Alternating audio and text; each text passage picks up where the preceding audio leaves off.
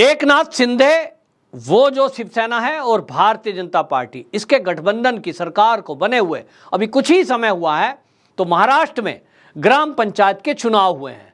और इस चुनाव में, ग्राम पंचायत के चुनाव में जो ग्राम के लोग हैं यानी गांवों में रहने वाले लोग हैं, उन्होंने अपनी मंशा को दर्शा दिया है कि आने वाला चुनाव जो होगा उसमें नतीजे क्या होंगे।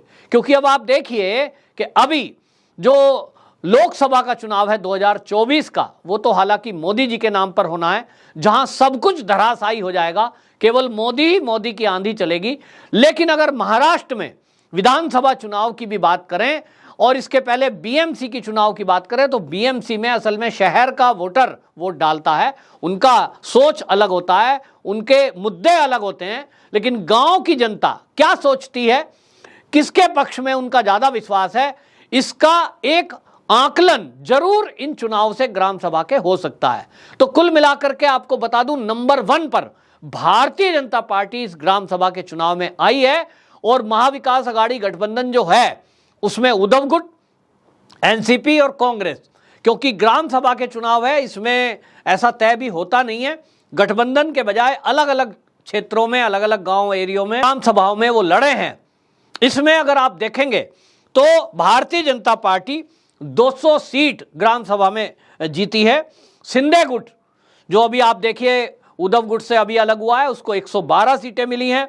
जो कांग्रेस है उसको 134 और उद्धव गुट को 123 जो ग्राम सभा है उसमें जीतने का मौका दिया है। और एनसीपी 98 सीटों पर जीती है। और यहां आपको बता दें जो निर्दलीय है वो 274 सीटों पर जीते हैं।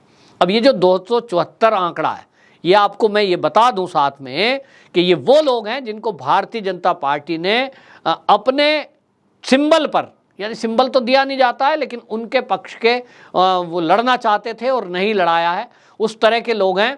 तो इसमें से जो आंकड़े हैं महाराष्ट्र के जो चुनाव को जिन्होंने कवर किया है, ऐसे पत्रकार जो मित्र हैं, वो बताते हैं कि ये जो अदर है 274, इसमें लगभग 65 से 70% भाजपा का वोटर है, यानी भाजपा के लोग हैं।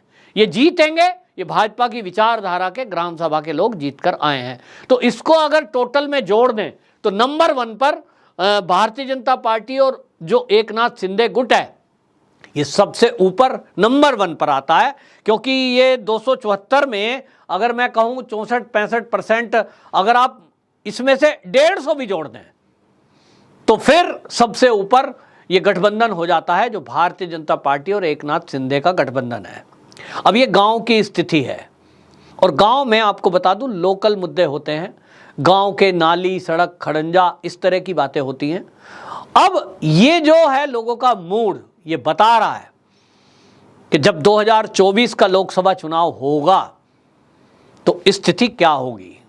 महाविकास अघाड़ी मिलकर के लड़ेंगे, मिलकर के कैंडिडेट खड़ा होगा और तब मोदी जी एक बड़ा चेहरा होंगे, उनके साथ एकनाथ शिंदे का विचारधारा के लोग होंगे।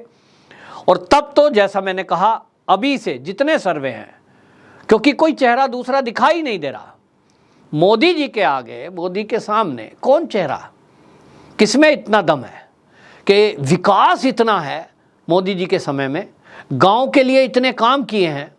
आज आप देखिए जब से मोदी सरकार आई है, आधुनिक खेती करने के लिए किसानों को ड्रोन के जरिए मदद देने के लिए, कभी सोचा था किसी ने कि हमारे देश का किसान कभी अपने खेत में जो यूरिया है, जो उर्वरक है, जो खाद है, उसका छिड़काव ड्रोन से कर पाएगा। मुट्ठी में लेकर के हाथ में, मैं भी गांव से हूं, हमने देखा है, अंदर घुसते थे, ऐसे हाथ से डालते थे, उसमें जहरीला भी होता है कीटनाशक, लेकिन मजबूरी थी।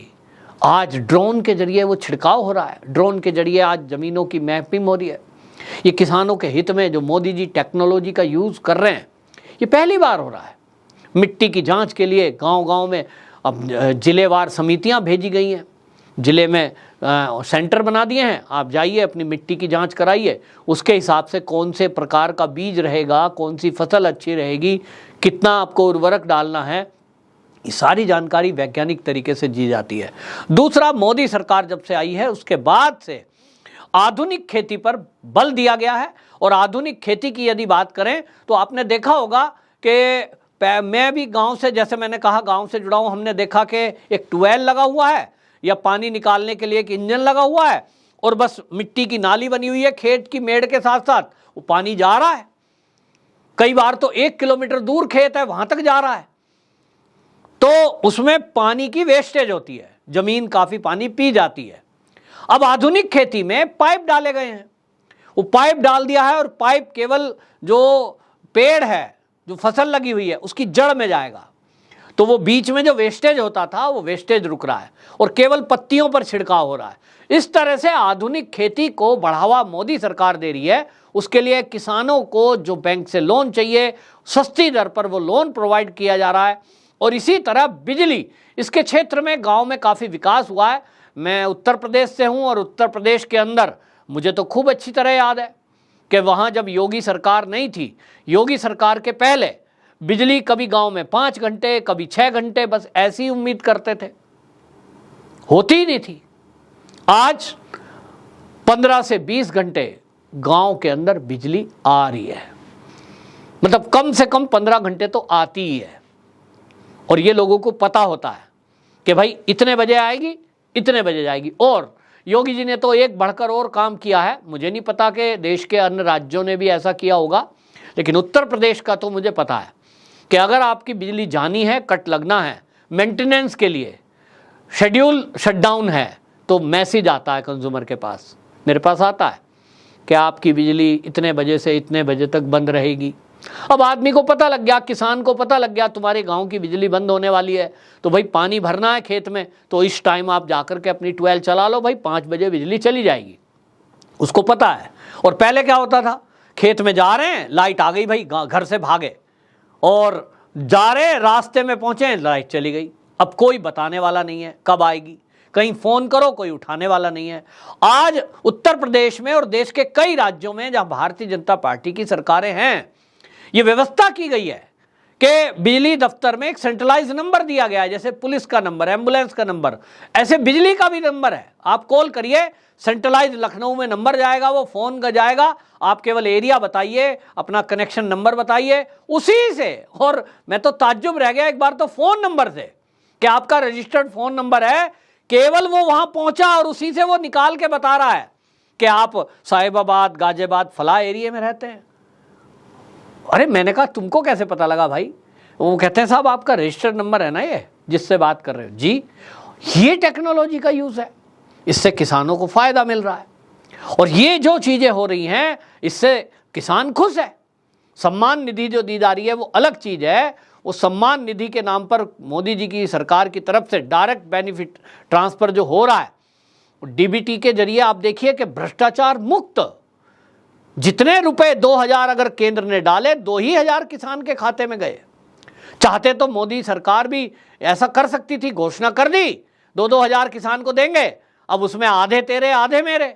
अभी तक तो ऐसे ही चलता था 14 के पहले, किसान तक पहुंचते पहुंचते तो वो पहुंचता ही नहीं था, भ्रष्टाचार की भेंट चढ़ जाता था। अरबों रुपया किसान के नाम पर हर सरकार घोषणा करती थी, लेकिन किसानों तक नहीं जाता था। आज किसानों तक वो पैसा उनके खाते में डायरेक्ट पहुंच रहा है। ये बहुत बड़ी बात है कि देश के किसानों को जो मदद दी जा रही है उनके नाम पर, वो पूरा पैसा उन तक मिल रहा है और उन पर पूरी नजर बनाई हुई है। एमएसपी पर कैसे उनकी ज़्यादा फसल खरीदी जाए, पहले से डबल वो खरीद हो रही है।